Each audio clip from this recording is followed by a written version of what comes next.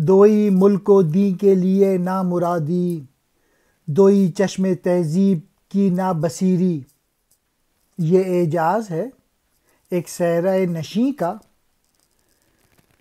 بشیری ہے آئینہ دار نظیری۔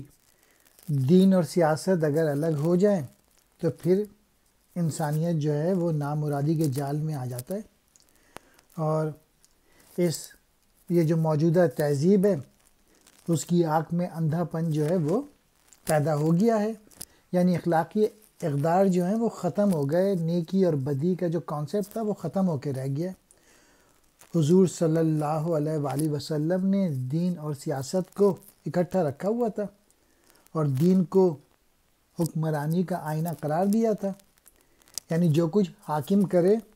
وہ دینی احکام کے عین مطابق کرے، جس کی وجہ سے مسلمانوں نے عروج حاصل کیا تھا۔ دو ہی کہتے ہیں، دو ہونا، نامرادی مقصد کا حاصل نہ ہونا، چشم تہذیب تہذیب کی آنکھ،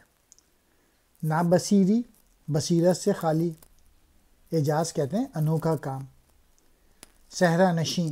ریگستان میں رہنے والا، مراد حضور صلی اللہ علیہ وآلہ وسلم، بشیری جنت کی بشارت دینے کی کیفیت، آئینہ دار ظاہر کرنے والا، نذیری قیامت سے ڈرانے کی کیفیت۔